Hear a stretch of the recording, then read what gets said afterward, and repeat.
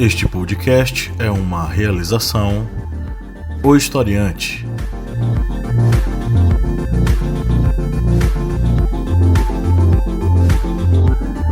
Olá, ouvintes, bem-vindos mais uma vez ao episódio do podcast do Historiante, seu podcast sobre as ciências humanas. Eu sou o professor Pablo Magalhães e comigo hoje, como sempre, está o senhor Kleber Roberto. Olá, pessoal, tudo bem? A senhora Lídia Verônica. Oi, oi. E recebemos hoje um convidado especial, Carlos Vicente. Oi, Carlos. Oi, tudo bem? Bom dia, boa tarde, boa noite, né? Pois é, fiquei em dúvida aqui o que era mais apropriado. Carlos, meu caro, seja bem-vindo e fala para os nossos ouvintes quem é o senhor. Uau! Bom, eu sou um engenheiro florestal, formado no Rio de Janeiro, e logo depois que me formei, fui para a Amazônia, me juntei lá, ainda peguei o Chico Mendes vivo, trabalhando lá junto com os seringueiros, com pesquisa florestal, e fiquei por 15 anos lá. Depois fui para Costa Rica estudar mestrado em administração de recursos naturais, e então formalmente eu tenho essa especialização, mas tenho uma longa experiência em gestão pública, porque já fui secretário de Estado de Florestas no estado do Acre, na primeira administração do PT lá na Amazônia, e depois fui diretor do Programa Nacional de Florestas no Ministério do Meio Ambiente, e por mais de 5 anos eu assessorei a ex-ministra Marina Silva no Ministério, e também no Senado da República. Atualmente eu faço a assessoria legislativa na área de meio ambiente para rede de sustentabilidade no Senado. Muito bem, Carlos, é um prazer, deixa eu registrar logo que é um prazer, uma grande honra recebê-lo aqui no nosso humildezinho programete. E antes de a gente continuar, eu já reforço o convite para que você volte aqui quantas vezes você quiser, viu? Nossa. Olha, vou falar uma coisa para vocês, esse é o primeiro podcast que eu participo na minha vida, então a honra é minha e eu não sei como é que eu vou me desempenhar, porque eu sempre assessorei as pessoas, dei muita dica, preparei dados, mas nunca fiquei na berlinda, então já vão me desculpando aí, viu? Não, que é isso, vai dar tudo certo.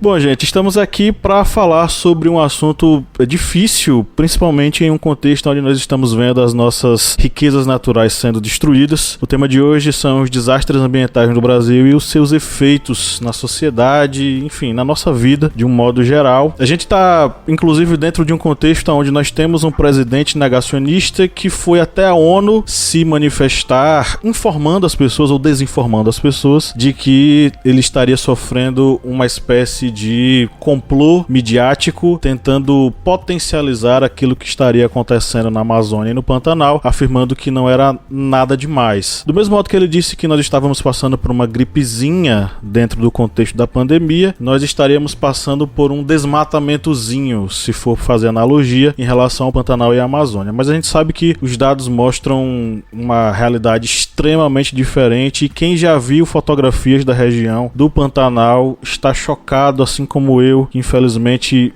vi. Já são mais de 3 milhões de hectares do bioma queimados. Só no Mato Grosso do Sul, 1,1 milhão de hectares perdidos para chamas. Dentro desse contexto todo, nós estamos assistindo aí uma série de questões sendo praticadas pelo próprio governo. O desmonte do IBAMA, a militarização do ICMBio, além de praticamente uma inação das autoridades diante da tragédia, que é uma tragédia anunciada. A partir do momento em que o ministro que foi colocado no Ministério do Meio Ambiente, ele não tem qualquer ligação com a floresta, com a preservação ambiental. E um dado interessante que eu vi recentemente, o termo preservação não está em nenhum dos documentos oficiais do Ministério do Meio Ambiente. Então, isso é uma coisa extremamente paradoxal. Bom, diante desse contexto todo, né, e diante dessa tragédia anunciada ou não, mas que já está aí destruindo a vida de milhares de espécies no Pantanal e na Amazônia, inclusive lembrei agora de uma coisa ridícula que o presidente falou na ONU, que foi de que a floresta amazônica e o Pantanal são úmidos, logo eles não podem queimar. Enfim, né, diante de toda essa loucura em que nós estamos enfiados no espaço metafísico paradoxal entre 1984, entre Admirável Mundo Novo e entre Fahrenheit 451, Carlos Vicente, como é que nós podemos compreender toda essa coisa tão difícil? Isso é pergunta de vestibular, né? Bem complexa. Mas eu pelo menos assim, consigo ver essa confusão toda em 3 níveis, né? O primeiro nível, de fato, é um desafio civilizatório, né? A humanidade, passou grande parte da sua história olhando para a natureza, para o planeta, como sendo seu grande almoxarifado, onde podia ir lá e pegar o que quisesse, né? Retirar produtos, né? Minerar, pegar peixes e também a sua grande latrina, porque achava que o almoxarifado era infinito, podia tirar tudo que não ia ter, nunca ia faltar, e sua latrina, porque também todo o lixo, toda a sujeira, toda a porcaria produzida era jogado também de qualquer jeito, nos rios, nos oceanos, nas áreas, né, nas áreas de vegetação, nos campos. E essa consciência de que o planeta é limitado, que os processos ecológicos que sustentam a vida no planeta são delicados e são finitos, precisam de cuidado, ela é relativamente recente. Então, uma parte da população ainda está presa a esse paradigma do planeta ilimitado. Outra parte, a outra dimensão que eu percebo é que nós temos os interesses econômicos que lutam contra a tomada dessa consciência pela população. Então você vê, por exemplo, o pessoal no caso dos Estados Unidos, o lobby da energia fóssil, né? O lobby das petroleiras, o lobby do carvão mineral, o lobby da indústria do gás. Esse pessoal investe bilhões de dólares por ano para desfazer o esforço que os cientistas e os ambientalistas têm feito, mostrando o problema do aquecimento global. Então eles investem porque eles têm interesses claros em não mudar os parâmetros de rentabilidade, de lucro do negócio que eles têm. Isso acontece também aqui no Brasil, com uma parte do agronegócio, que nós temos uma parte moderna, extremamente eficiente, mas a gente tem uma parte pré-histórica, especialmente a pecuária que é feita na Amazônia, onde você tem uma área de um campo de futebol de 1 hectare, né, 100 metros por 100 metros, em 10 mil metros quadrados, em que você tem menos de que um boi ou uma vaca por hectare. Isso é um absurdo de desperdício de terra, de desperdício de recursos naturais. E para isso precisa desmatar cada vez mais para colocar cada vez mais boi. Então, esse pessoal luta para que nega tudo que a ciência e a evidência empírica está trazendo para manter o seu padrão de lucro, seu padrão de vida, sua mentalidade. E aí nós temos hoje no Brasil um governo que é basicamente composto por esses dois grupos. Um grupo que tem uma mentalidade pré-histórica, que não se atualizou com a ciência, que não se atualizou, que despreza o conhecimento, e um grupo que economicamente não quer que a governança socioambiental ela prevaleça, porque a governança socioambiental, ou seja, as leis ambientais e as instituições ambientais e as políticas ambientais, elas estabelecem limites para orientar a ação do setor econômico, para colocar para eles responsabilidades e compromissos que eles não querem ter, né? Então, hoje a gente está vendo essa situação do Brasil, essas mentalidades, tanto atrasada quanto essa mentalidade de lucro pelo lucro, sem nenhum compromisso com as próximas gerações, nem com as atuais gerações, que estão hoje mandando as cartas no país. E isso acontece na escala planetária também. O que eu queria falar também era o seguinte: você me fez lembrar de uma questão que para a humanidade, uma coisa bastante antiga, já se passaram 3 séculos, né? Que foi a questão da dessacralização da natureza. Retiramos dessa natureza o seu caráter sagrado, né? Naquela clara distinção entre razão e fé. E nós retiramos dela a sacralização que ela tinha, aquela questão da divinização, etc e tal, e vimos ela a partir de uma perspectiva racional, como se ela fosse uma coisa. Essa divisão ela foi fundamental para a construção do pensamento racional científico, médico e por aí vai. Só que, de outro modo, e aí a gente vai ver isso pós Segunda Guerra Mundial, foi notado e a gente percebeu que a humanidade é finita, assim como a questão ambiental é finita. né? Então, essa dessacralização meio que voltou atrás, ao passo que a gente começou a ver esse meio ambiente não como uma coisa sagrada, mas como algo a ser mantido, algo que tem uma existência que transcende essa coisa da materialidade puramente, né? Só que aí o que a gente tem hoje é essa coisa, o presidente e seu grupo, e você muito bem explanou, esse grupo que está no poder, eles têm uma observação muito, enfim, a natureza é uma coisa, uma riqueza tal qual o ouro, e ele precisa ser extraído, aquela mentalidade, sei lá, mercantilista das grandes navegações da Idade Moderna. Vamos extrair as riquezas. E meio que isso acaba servindo como uma coisa extremamente danosa para o meio ambiente, porque quando a gente vê o meio ambiente apenas como essa coisa a ser explorada e não vê que ela é uma riqueza por si só ela é uma riqueza, você não precisa mexer nela para ela ser uma riqueza. O meio ambiente é uma riqueza. Saiu inclusive um livro recentemente, eu vou pesquisar aqui para falar o nome dele, que diz que o Brasil pode ser a grande nova potência hídrica, né, ou a grande potência ambiental, numa nova perspectiva. Energia renovável, não poluente, e por aí vai. Só que prevalece essa mentalidade que você falou, Carlos, essa mentalidade pré-histórica da relação do homem com a natureza, né? Exato. E aí você tem, assim, se a gente coloca outra camada, né, nessa, super bem lembrados que você trouxe, né, essa questão do simbólico, né, como a gente foi perdendo a valorização dos símbolos, essa dessacralização da natureza, que vai junto à dessacralização das relações humanas, das pessoas, né, a valorização das pessoas. Tem a gente colocar uma outra camada, que é essa questão do... me deu um branco aqui, tá vendo? Essa coisa de iniciante.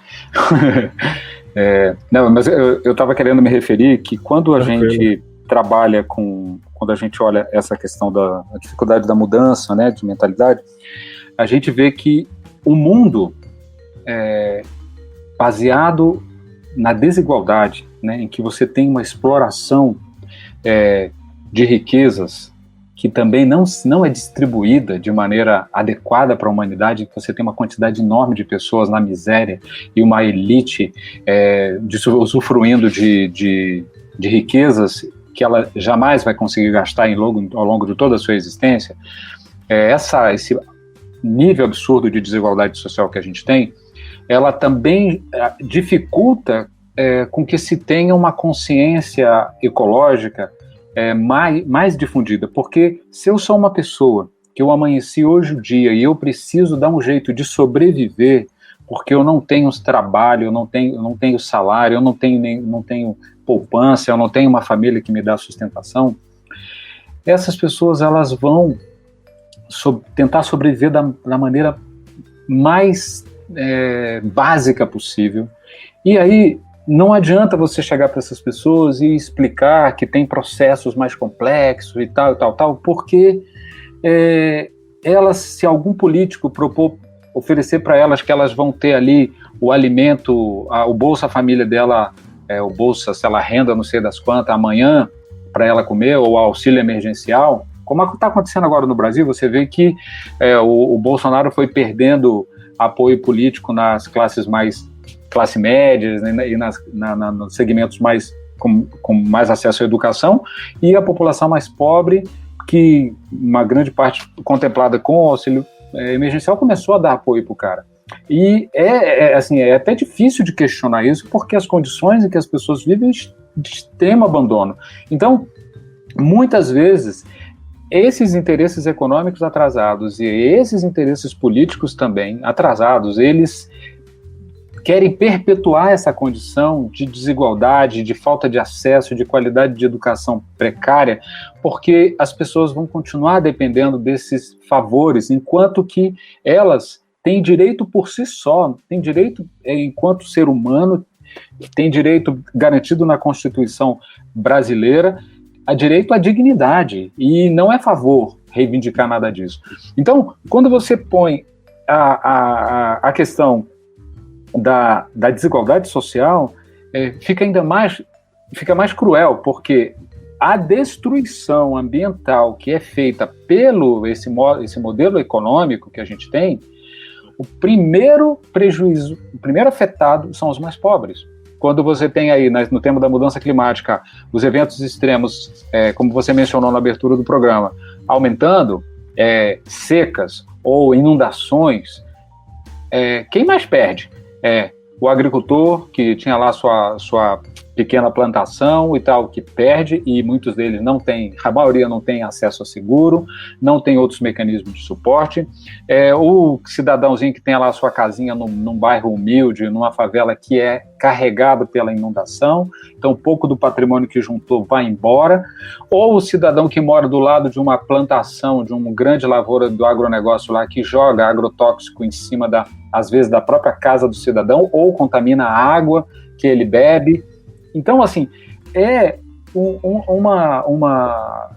acho que a injustiça que é feita contra a maior parte da população pobre do nosso planeta assim, inominável, porque não é só a exploração como a gente leu e aprendeu lá na economia, na sociologia, na história, não é a exploração somente da mão de obra, não é a exploração do tempo dessas pessoas, a mais-valia, não, as pessoas estão explorando a vida, o direito à vida, a existência.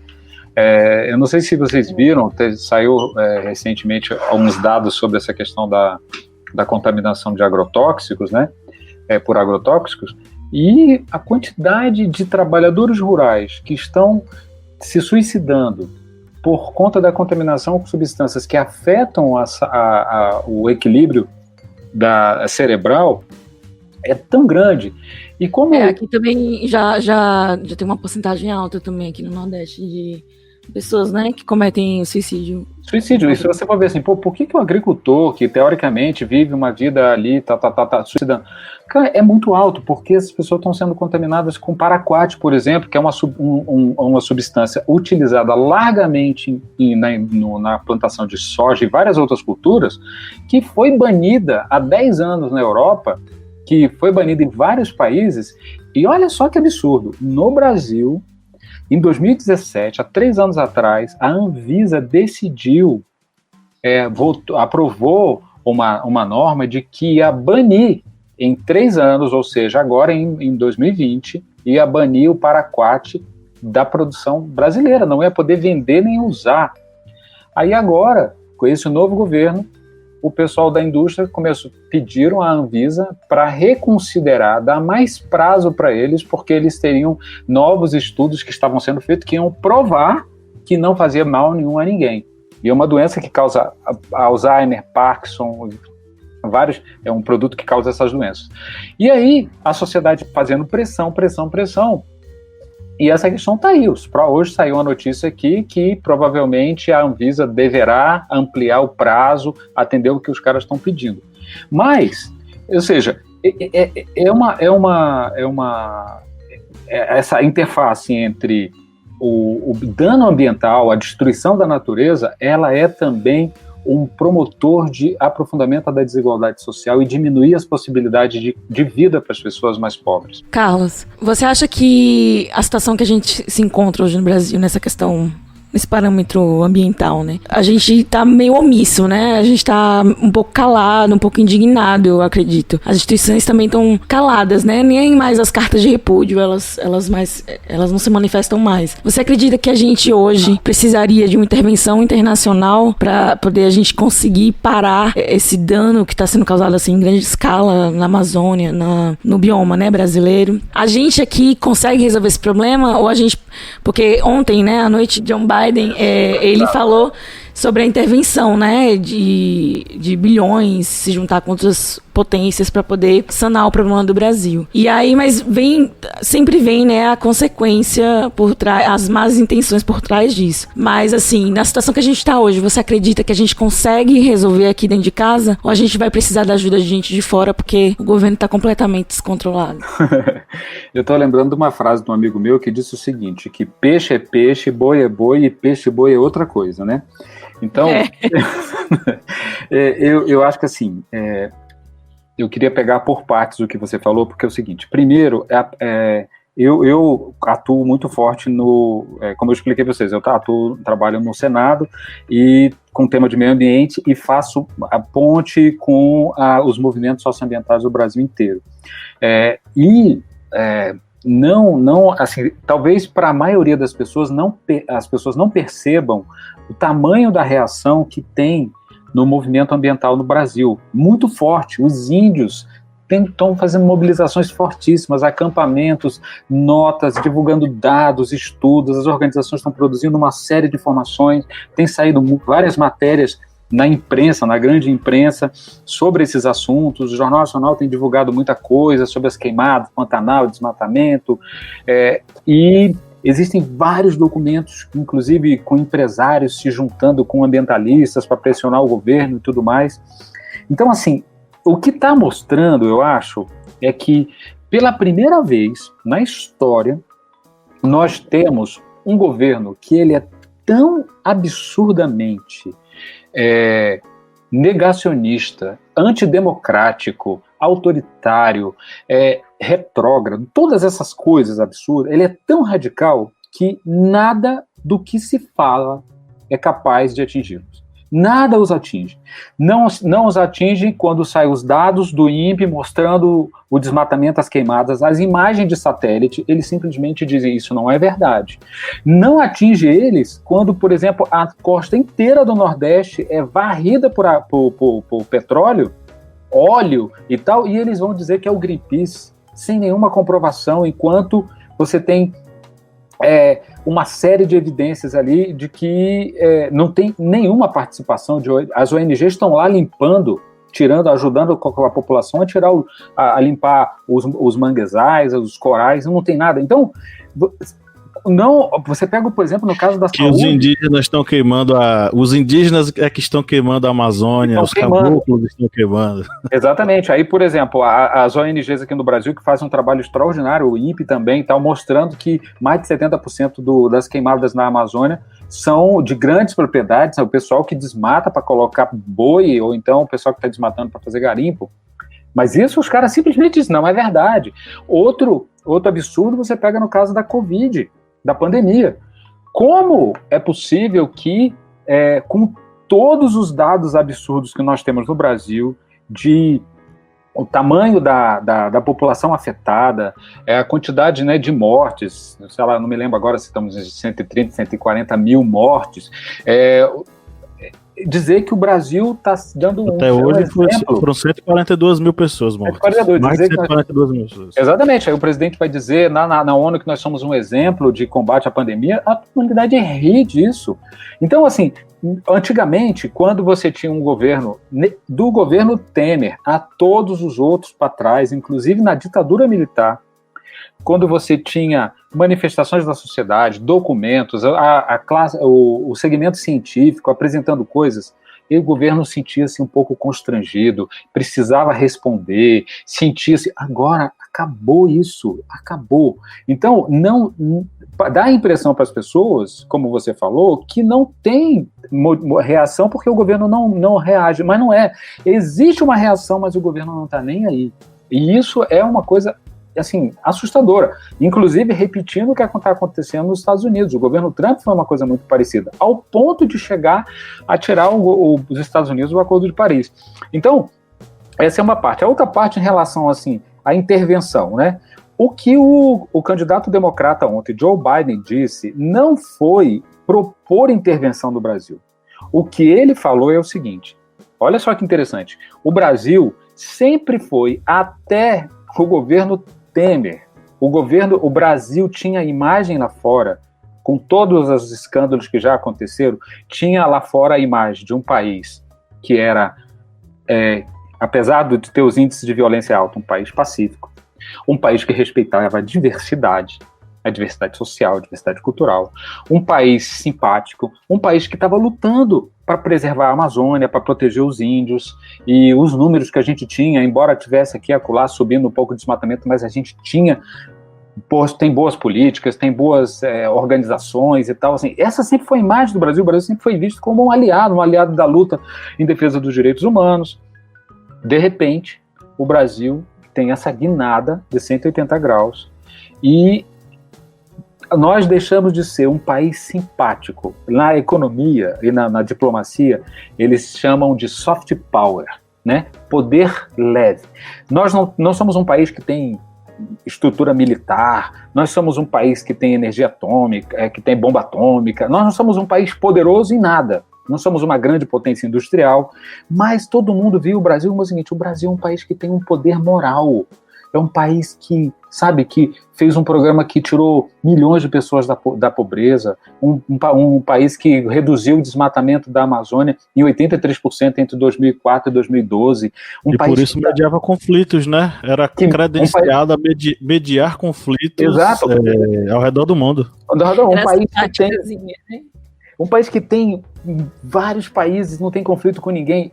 Então, esse era um país chique, bacana, legal, bem visto, né? De repente, nós viramos um país como a Coreia do Norte, como países que têm ditadores terríveis, como na Turquia. Por quê? Porque nós passamos a ser vistos como inimigos da luta da humanidade pelos direitos humanos, inimigos na luta contra o aquecimento global, inimigos da preservação da Amazônia e da biodiversidade. Então, esses países, você pega, por exemplo, o Irã, que estava com a ameaça de fazer bomba atômica. O que os países fizeram? Bloqueios, fizeram embargos, fizeram a própria ONU, as organizações acabam fazendo aprovando uma série de restrições para fazer com que aquele país possa mudar de rumo. O Brasil, o que o Joe Biden sinalizou ontem, que é o seguinte: olha, o meu governo, se eu for eleito, nós queremos ajudar o Brasil a não destruir.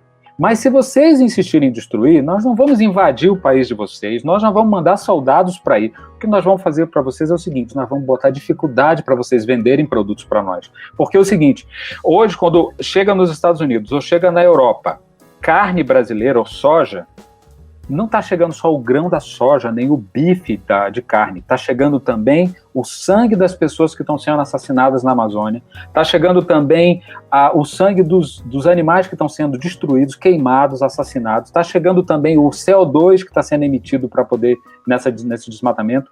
Então, eles têm todo o direito para falar o seguinte: ó, eu não quero produtos de vocês que venham para cá com aftosa, com problemas sanitários, mas também eu não quero comprar produtos de vocês que venham com destruição ambiental, com violação de direitos humanos. É um direito legítimo. Então foi isso que ele disse. Mas qual foi a narrativa que Bolsonaro usou? Eles pegam e dizem que isso eles estão dizendo que vão invadir aqui o Brasil, a Amazônia, acabar com a nossa soberania. Mas isso é uma visão completamente errada.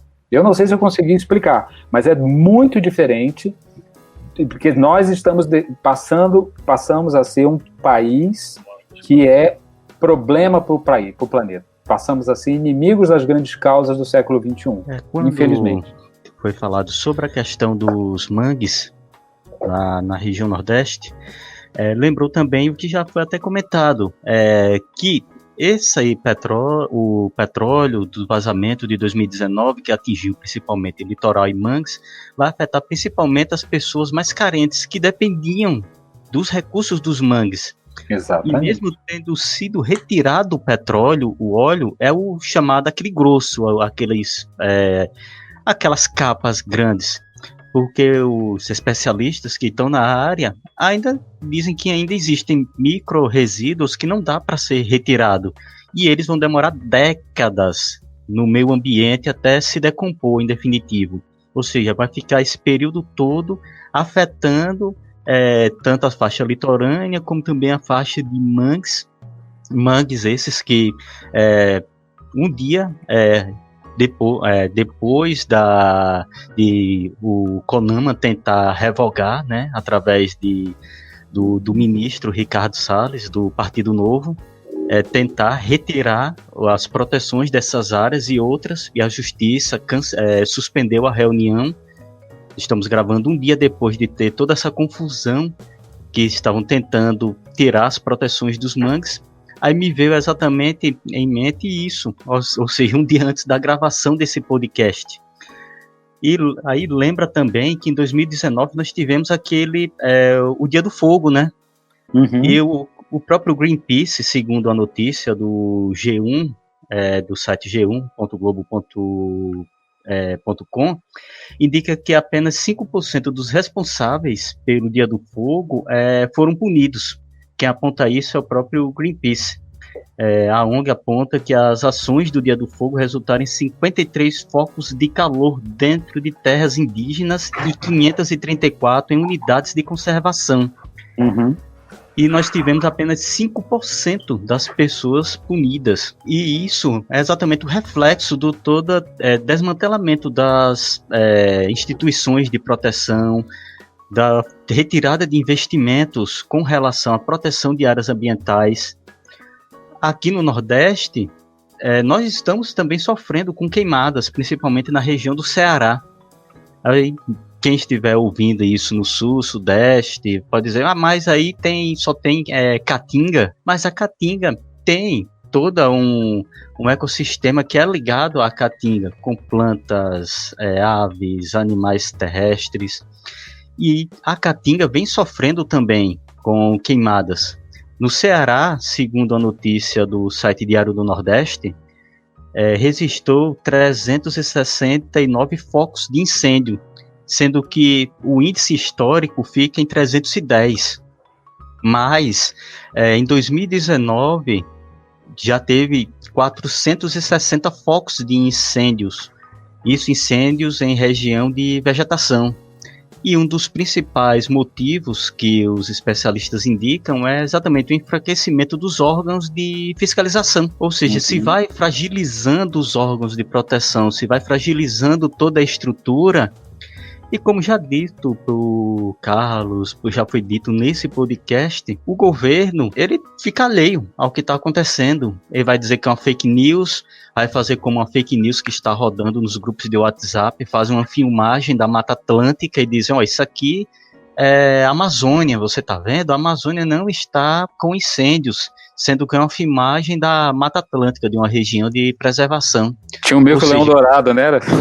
Tinha um mico de leão dourado. Uma espécie exclusiva da Mata Atlântica que não tem na Amazônia. E ainda está rodando essa fake news. Essa fake news ainda está rodando. Não, o pior é o seguinte, a fake news, uma vez que você solta, você nunca mais tira. Né? Alguém vai ser enganado por ela em algum lugar, vai ficar rodando isso pela eternidade, essa desgraça. Infelizmente, nós estamos sofrendo exatamente um período em que temos o aumento da temperatura global, temos toda essa destruição do nosso ecossistema, e a destruição desse ecossistema vai ter reflexos tanto nas chuvas aqui do próprio Brasil, e vai afetar muito a região sudeste e, consequentemente, também o nordeste, que é dependente, o interior do nordeste é dependente do Rio São Francisco. E tudo isso não vai ser sentido agora, vai ser sentido daqui a algumas décadas. O pessoal tem exatamente essa ideia, o desastre vai acontecer, nós vamos sentir, vamos combater. Mas não, o desastre ele vai ter reflexo daqui a alguns anos, décadas. E quando pensarmos em tentar reverter, já vai ser tarde. Já vai ser tarde demais para tentar reverter algo. Olha, então eu concordo muito com o que você está falando e me ocorreu aqui o seguinte, que é uma coisa que eu acho que ajuda as pessoas a compreenderem o que está acontecendo. As pessoas que estão no governo com essa visão de fazendo o desmonte da estrutura ambiental, não fazem isso porque são más. Não é por uma questão de são boas ou más. A questão é a seguinte, é que é a visão de mundo que elas têm.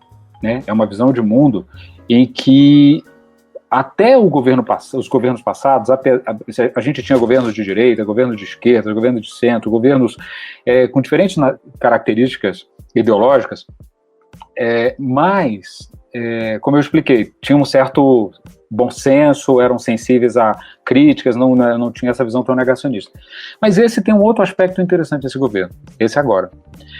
Eles, quando se falava antigamente, né, até 2018, em desmatamento e queimada, assim, aumentar as emissões de gases de efeito estufa, aumentou o desmatamento, isso era visto como um problema. Era um problema que precisávamos enfrentar. Esse novo governo enxerga que esses indicadores, desmatamento e queimada, Não são problemas, eles são solução. Olha que loucura.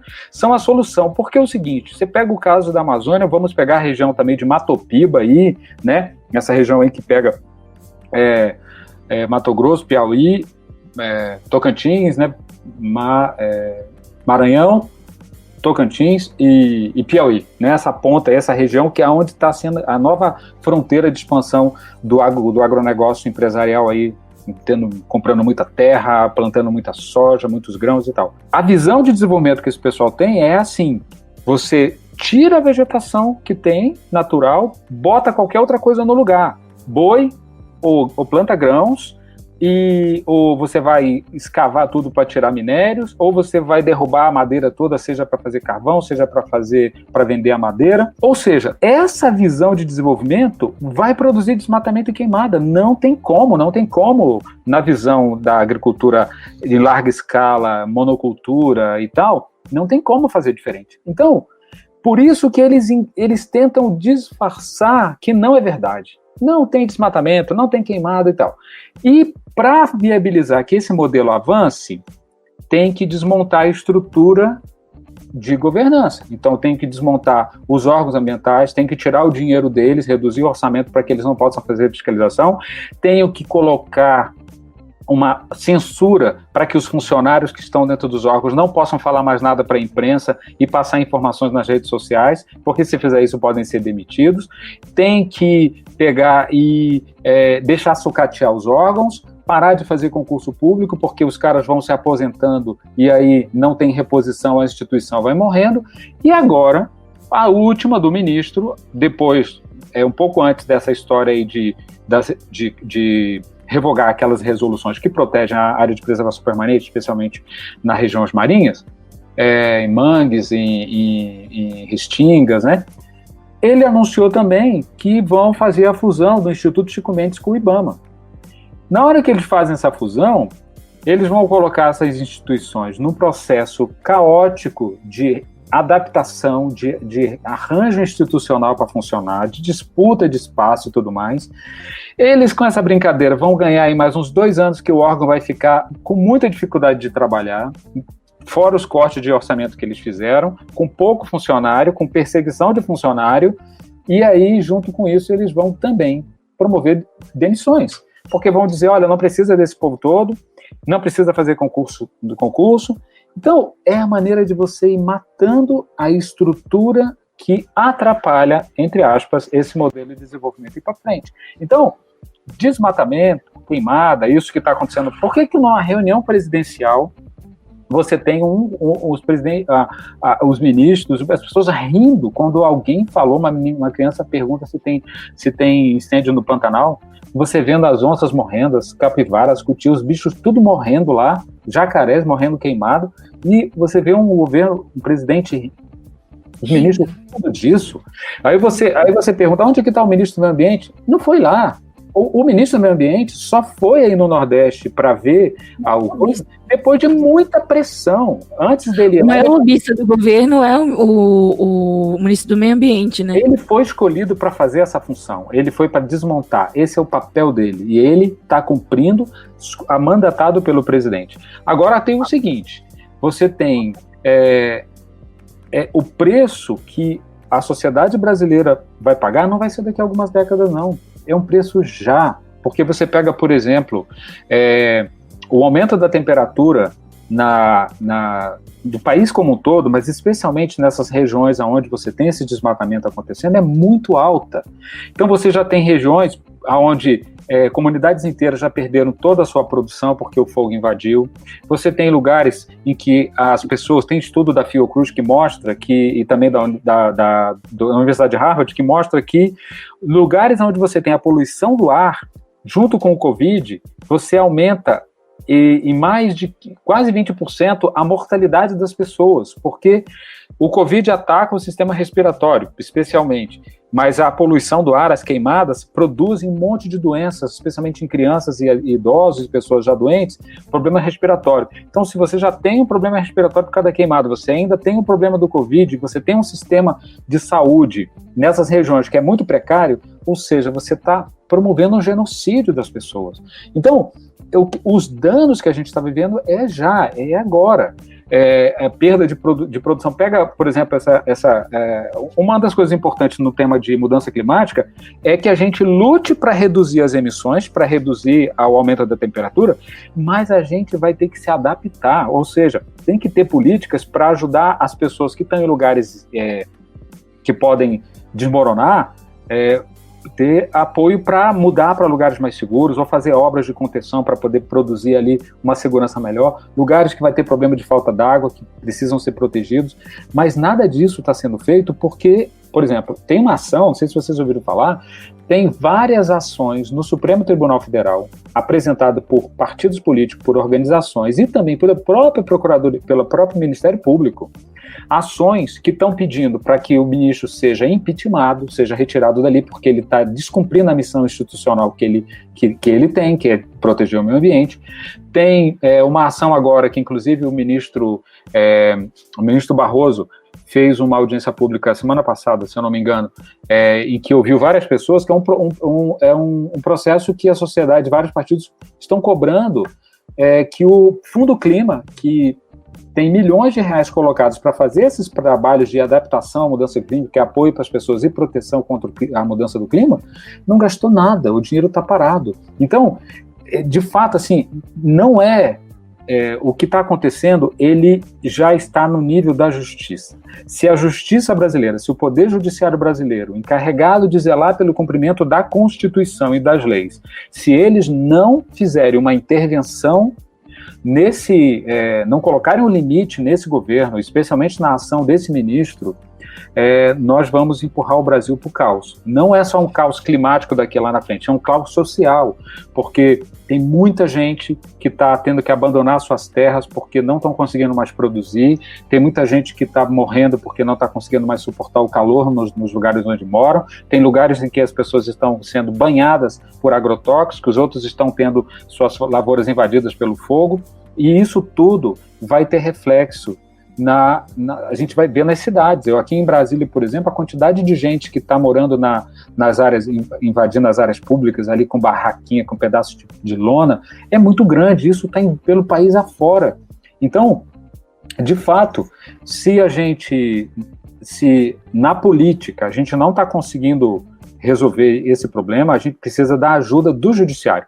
A gente precisa da ajuda das pessoas de fora, que eles ajudem dando apoio político para as lutas que são feitas aqui no Brasil, apoio financeiro para os grupos, para as ONGs, para os grupos populares, para as pessoas que estão trabalhando, para os cientistas. Isso são ajudas, mas todas essas ajudas, elas precisam ser feitas de uma maneira a respeitar a nossa soberania. Elas não podem invadir nesse nível. Nenhuma delas quer fazer isso, mas o governo usa isso para, inclusive, descaracterizar essa solidariedade internacional. Você pega, por exemplo, o Leonardo DiCaprio. O cara fez posts e declarações contra as queimadas na Amazônia. Qual foi a reação do nosso presidente? Dizer que ele estava por trás do financiamento de organizações que estavam queimando a Amazônia.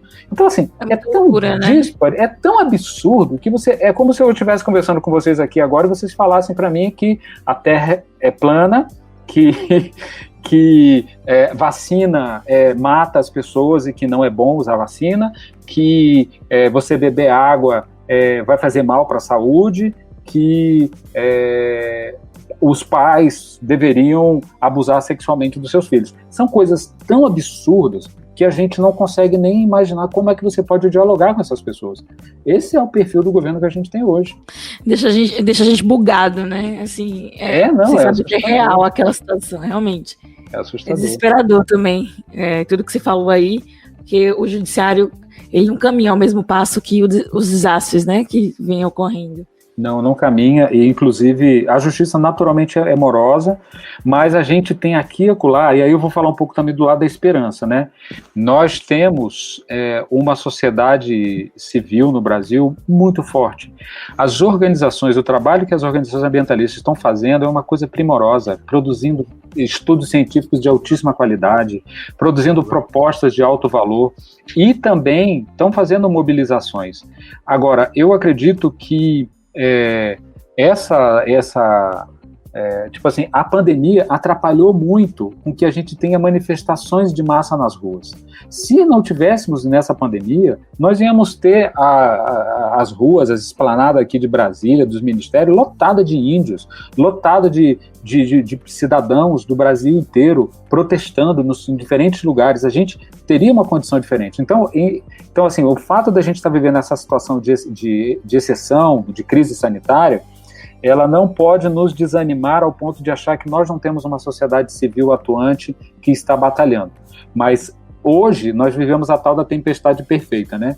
Tudo está favorecendo com que esse governo possa correr com a sua loucura, fazer como o ministro disse, né, naquela reunião, fatídica reunião, passar a boiada enquanto as pessoas estão tentando proteger as suas vidas do vírus, né? Mas eu acredito que o jogo não está perdido. Eu acredito que quando as pesquisas de opinião mostram que a maior parte da população brasileira quer a proteção da Amazônia, quer a combate à mudança do clima, tem medo da mudança do clima, está preocupado com isso, quer a conservação ambiental, quer emprego, mas também quer que seja protegida as florestas, quer emprego, mas também quer ver a fauna protegida, os rios protegidos, quer também ter praia limpa para poder tomar banho, quer ter mangue limpo para poder comer caranguejo, siri, sem contaminação. Isso a população quer. Então, enquanto a gente tiver essa população, essa opinião pública favorável, a gente ainda tem esperança. O pior é quando essa mentalidade negacionista e essa visão atrasada de sociedade, e ela se espalha demais. Esse é o grande problema, porque aí a gente passa a ter uma dificuldade muito maior, que é você ter a opinião pública contrária a essas coisas. Em partes, eu concordo com você, Carlos, só que eu acho que também há uma parte considerável dessa população brasileira, e aí algo que gira em torno entre 30% a 35% de pessoas que compram essa ideia, sabe? Elas assinam embaixo essa coisa todos esses absurdos que você falou, terra plana, vacina que mata, água que mata, mas também essa ideia de que bandido bom é bandido morto, né? Isso, que a proteção das florestas é coisa de esquerdista, e esquerdista é comunista, e comunista come criancinhas e é inimigo do povo, né? Eu tô até hoje tentando entender o que eles realmente conservam, né? Os conservadores conservam exatamente o quê, né? O atraso, a conservação do atraso. A elite do atraso, né? Que o Gessé Souza fala. Mas 70% não tá nessa vibe. E 70% é maioria. E o problema é que essa maioria está dispersa, muita gente está desiludida. Moreira foi um movimento, né, Carlos? Eduardo Moreira, aquele economista. O Eduardo Moreira, o economista, ele fez um movimento, somos 70%. Acho que foi algo nesse sentido, né? Exato. Então, eu acho que a gente tem que botar foco nisso, porque esse povo do 30% que tem essa visão ultra atrasada, eles fazem muita presença nas redes, fazem muito barulho, mas eles não são a maioria. E essa maioria que tem uma visão de democracia, de sociedade, de respeito, de tolerância, de sustentabilidade, essa é a maioria do povo brasileiro, e a gente tem que fazer valer a vontade dessa maioria, né? E agora, isso é uma tarefa também para a classe política, né? A gente vê no ambiente político uma divisão absurda, as pessoas se pegando por um monte de picuinhas, se perdendo por vaidades, e essa hora, cara, é a hora da gente se juntar para combater o mal maior. O mal maior é esse atraso que está... Você imagina, em plena pandemia, o maior problema sanitário da história dos últimos 100 anos, da história da humanidade, o Brasil tem um general que não entende bolufas de saúde, como ministro da Saúde, e 2 ministros da Saúde médicos responsáveis foram colocados na rua. Como alguém em sã consciência pode explicar uma coisa dessa? Então, assim, eu tenho certeza que 70% da população brasileira acha isso um absurdo. Mas nós temos que construir... A gente já teve um desafio no Brasil, que era como é que a gente derrotava a ditadura. A gente conseguiu. Depois a gente tinha um desafio enorme, como é que a gente fazia para derrotar a inflação. A gente conseguiu, com muita dificuldade, mas conseguiu. produzir uma moeda relativamente estável. Teve um período que a gente resolveu, vamos pegar aqui na unha esse problema aqui da pobreza e vamos ver, aí cria Bolsa Família, cria um monte de programas sociais, cria um monte de coisa bacana e a gente consegue criar uma melhoria para uma parte importante da sociedade. Agora, nós tivemos esse revés democrático, esse revés civilizatório enorme, mas nós temos a capacidade de retomar o rumo da nossa história, porque a maior parte da população brasileira não está, tem uma visão generosa, moderna, respeitosa e quer ir para frente, né? A gente está vendo aí os resultados. Você imagina, cara, hoje você vê no meio desses 30%, tem uma grande parte das pessoas que são pobres, negras, marginalizadas, que vivem em favelas, vivem em condições degradantes e que estão apoiando esse governo. Um governo que fala que os filhos dela, alguns estão no tráfico, outros estão em algum tipo de atividade ilícita porque não tem oportunidade, que esses caras têm que ser mortos. Em algum momento essa ficha vai cair. Vê que esses caras, o que ele está defendendo lá é a morte do meu filho, do meu primo, do meu sobrinho, da pessoa que está aqui, que eu convivo, sabe? Que é tão pobre quanto eu e que não tem culpa de ser pobre. Na verdade, é vítima. A pobreza a sua pobreza é uma condição feita, né, produzida por um sistema injusto. Então, eu acredito, sabe? Acredito que a gente tem condição de virar esse jogo e eu acho que há uma solidariedade mundial para isso, sabe? A gente tem muita gente boa, parceiros solidários no mundo inteiro que estão ajudando a fazer muitas coisas interessantes e eu acho que quando empresários, por exemplo, você pega, tem várias empresas, né? Tem alguns materiais que talvez eu possa até mandar para vocês, que pode ajudá-los aí até compartilhar com a meninada que está se preparando, muito mais do que para o Enem, né? Se preparando para entender essa encrenca toda que a gente está metido. Mas, por exemplo, tem uma quantidade enorme de empresas e importadores e investidores internacionais que mandaram cartas, que deram declarações duríssimas dizendo, aqui no meu supermercado não entra mais no produto de vocês enquanto vocês não pararem com esse negócio de perseguir os índios lá, de matar ou de derrubar as florestas e queimar. Esse tipo de mensagem que as pessoas estão dando começa a bater em alguns setores que daqui a pouco vai bater na política, vai bater na pressão lá nos caras. Então, isso é feito por um povo que está lá e que pensa igual a gente, pensa que a gente tem direito a ter uma vida, a se desenvolver, a ter uma vida, a ter prosperidade, mas a gente não precisa para isso passar por cima dos direitos humanos, pelo direito dos indígenas e pela destruição. Não precisamos para isso destruir o planeta, destruir o meio ambiente. E eu acho que essa comunidade de seres humanos do mundo inteiro que tem essa visão, ela é forte, ela é grande e ela pode fazer muita coisa se a gente conseguir se unir, ter mais parceria e parar de dar muita atenção para essa turma do mal, sabe? Com essa relação de tudo que está ocorrendo no clima, lembrou um pouquinho o que estava sendo comentado aqui antes, nos bastidores, viu, gente? Quem estiver ouvindo esse podcast, a gente conversa um pouquinho nos bastidores e se estava falando exatamente de perceber a mudança no clima. E isso eu posso perceber aqui na região que estamos gravando esse podcast, que é no interior do Nordeste, em Petrolina, que fica a 800 quilômetros de Recife, aqui na margem do Rio São Francisco. Mas a gente pode perceber exatamente essa mudança no clima. Aqui tinha períodos que tinham chuvas, final do ano, meio do ano, tanto que o dia de São Pedro, era São Pedro ou São José? Acho que era São Pedro. É um desses dois santos. Eu sou horrível com isso, mas um dia desses dois santos se plantava milho, porque era um dia que iria chover e iria começar um período de chuva e iria ter milho no São João. E já tem anos que esse período no meio do ano não tem um período regular de chuva. Ocorre uma pancada, tipo um dia, 2 no máximo, e para durante meses, e meses sem chuva. E isso já dá para sentir que é um reflexo. Algumas pessoas podem dizer, mas tem período de frio.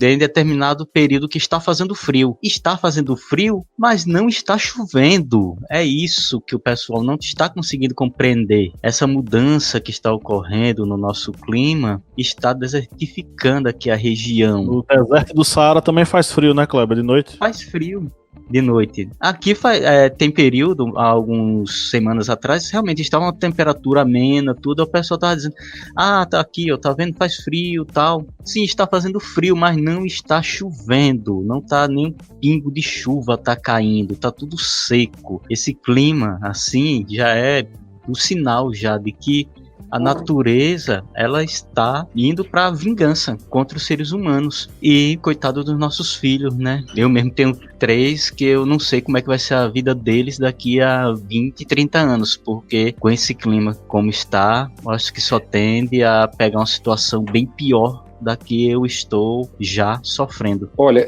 só para fazer uma explicação de ordem técnica, o que acontece é o seguinte, como está aumentando os dias que são muito quentes, né, em todos os lugares, né, a quantidade de dias com temperaturas acima de 32 graus tem aumentado, né, muito, e inclusive eu estava falando, né, que pro Pablo aí que tem um aplicativo do New York Times que você pode inclusive botar o nome da sua cidade lá e ver qual é a quantidade de dias que subiu, de calor, mas o que acontece? Quando esquenta, o ar ele fica mais, ele dilata, e aí a água que evapora, ela vai se acumulando, e quando chega o ponto de formar chuva, ela cai uma quantidade enorme de uma vez só. Então você tem os dois extremos, você tem um calor muito grande que resseca, mas quando chove é uma chuva violenta. E aí, aquela quantidade de chuva que caiu demais vai fazer com que o período de estiagem seja ainda maior. E esse período de estiagem ainda maior vai fazer com que você tenha isso que vocês falaram, que é um clima tipo desértico, que é o seguinte, como eu não tenho nuvens, de dia a radiação solar cai na Terra e esquenta demais, mas como ela não tem nuvem, de noite, essa radiação volta para o céu e esfria demais. Então você tem o dia extremamente quente e a noite fria. É exatamente o clima do deserto. Então, esse desregramento climático é uma demonstração prática do que é aquecimento global. O aquecimento global não é uma coisa genérica, que longe não. Ela é exatamente isso. É na localidade onde você mora, a quantidade de dias quente aumentou, a quantidade de estiagem aumentou, a quantidade de chuvas torrenciais assim, que causam inundação aumentou, e isso é o que está acontecendo no planeta inteiro. Dicas culturais. Bom, agora é a hora das nossas indicações, e aí o que é que vocês têm para indicar? Começa com você, Carlos. Fala pra gente aí o que é que você tem para sugerir para os nossos ouvintes. Então, minhas indicações culturais aí para a moçada são 4, né? Eu tenho 4 recomendações. A primeira é a música. Eu não sei quantos de vocês conhecem a música do paraibano Vital Farias, do município de Itaperoá, chamada Saga da Amazônia. Essa é uma música composta há muitos anos atrás e que fala de uma realidade que infelizmente continua presente, que é a destruição da Amazônia, os conflitos e a violência, a violação dos direitos humanos contra as populações indígenas e locais. Essa é uma canção histórica que, ao mesmo tempo, produz indignação, mas também nos mobiliza para agir em favor desse bioma tão importante, mas também em favor dessas pessoas que vivem e preservam aquela região. A outra indicação é um site. O site da APIB. A APIB é a Articulação dos Povos Indígenas do Brasil, que luta contra a violação dos seus direitos e especialmente agora em meio a essa pandemia em que a gente tem muitas terras indígenas sendo invadidas por garimpeiros, por exploradores de madeira e tudo mais, esse site da APIB traz informações muito atuais que permite com que nós, os brasileiros não indígenas, possamos estabelecer algum tipo de relação de solidariedade com eles, de diversas formas, né? Uma das coisas também muito importante é a gente ajudar a dar visibilidade para os absurdos que estão acontecendo e também manifestar às autoridades públicas o nosso repúdio para que elas possam agir na direção correta.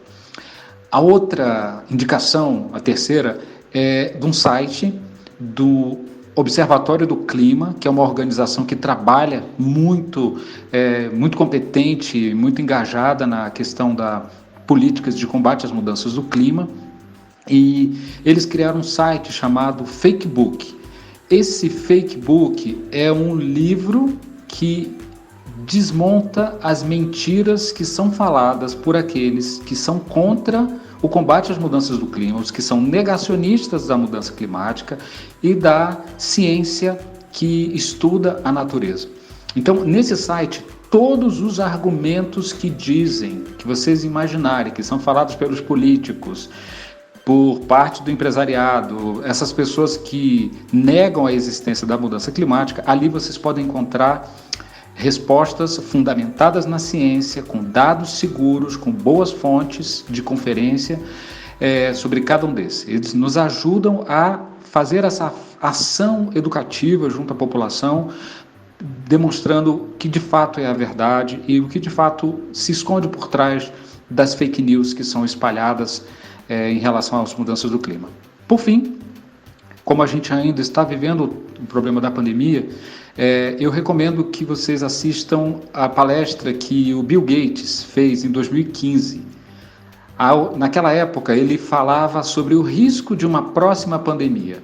É impressionante assistir essa palestra, porque ela fala do que está acontecendo hoje, antecipava o que poderia acontecer. Ele fez isso baseado em uma série de estudos científicos, de alertas que vinham sendo feitos por especialistas de várias áreas, mas que ninguém deu ouvido.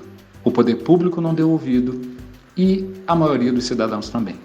Então eu acho que essa palestra vale muito a pena ouvir, porque nós estamos agora escutando muita gente falando sobre os problemas das mudanças climáticas, os riscos da destruição da Amazônia, do Pantanal, dos biomas, da Caatinga, da poluição dos oceanos, da destruição dos corais, da contaminação com agrotóxico e, da mesma forma, uma parte da população, não da sociedade, especialmente dos poderes, das autoridades públicas, não estão dando ouvido para isso.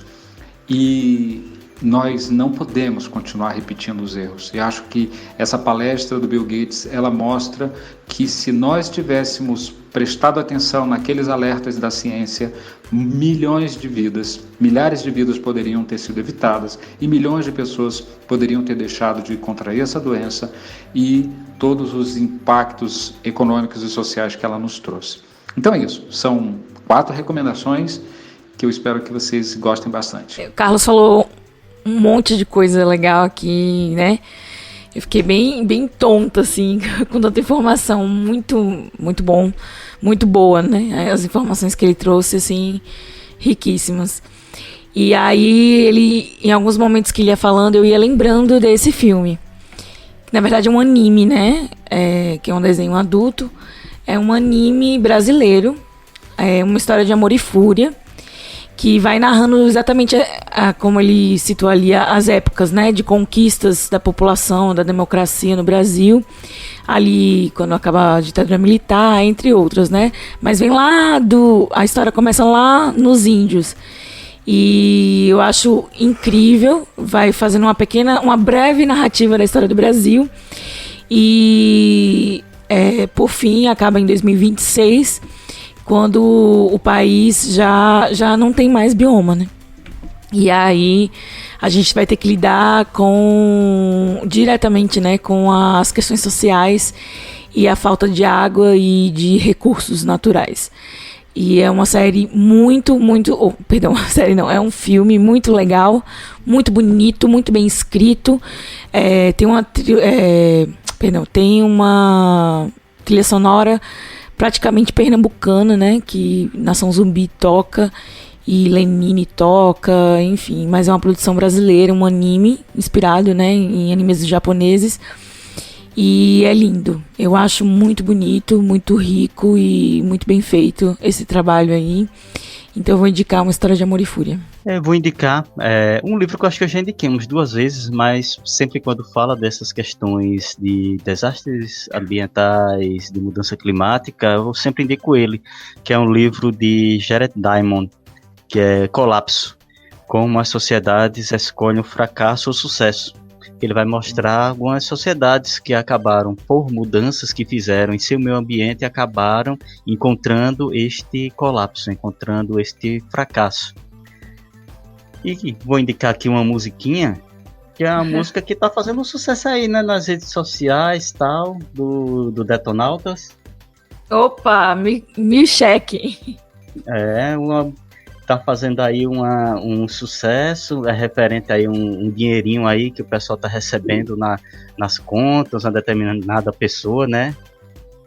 Vou deixar essa música para vocês, do Detonautas, Me Cheque. Procurem essa música antes dela ser censurada, viu, gente? Escute, que é uma música bem legal, porque eu acho que daqui uns dias... Tá no Spotify, será? Oi? Tá no Spotify, será? Eu acredito que esteja, por enquanto, né? Enquanto chegar o pessoal da censura, do ICOD, chegar lá, opa, tem que arranhar esse trecho aqui do CD, tem que tirar essa plataforma aqui do ar, esse stream aqui, tá certo? Aproveita e escuta enquanto a ditadura e a censura não chega. Eu vou indicar, eu citei um livro, eu acabei não lembrando o nome dele, mas eu dei uma pesquisada aqui e é o livro Brasil, Paraíso Restaurável. Ele foi escrito pelo Jorge Caldeira. Jorge Caldeira escreveu outros livros importantes também, História da Riqueza no Brasil e Mauá. Ele escreve esse livro com a participação da Júlia Secula e da Luana Chabib. É um livro que fala um pouco sobre uma análise, né, sobre o Brasil enquanto uma possível potência ambiental no futuro, né? Fica a indicação, foi lançada recentemente. E vou sugerir uma música que é um clássico do Luiz Gonzaga, que é Areia Branca. Asa Branca. Logo no início da música tem um trecho que é um retrato do hoje, tá? Apesar dela ter sido escrita há muito tempo atrás. Quando olhei a terra ardendo, qual fogueira de São João, eu perguntei a Deus do céu, por que tamanha judiação? Né? Que braseiro, que fornalha, nem um pé de plantação, por falta d'água perdi meu gado, morreu de sede meu alazão. Então... aí uma contribuição do Gonzagão post-mortem sobre o que a gente está vivendo hoje, e vai a crítica diretamente àqueles que estão dirigindo as políticas ambientais ou políticas, sei lá, desambientais do nosso país. Enfim, galera, foi um prazer enorme estar aqui com vocês nessa 1 hora de programa. Você que nos acompanhou até agora, um beijo, um abraço no coração. E no 3 vamos dar tchau. 1, 2, 3. Tchau, galera.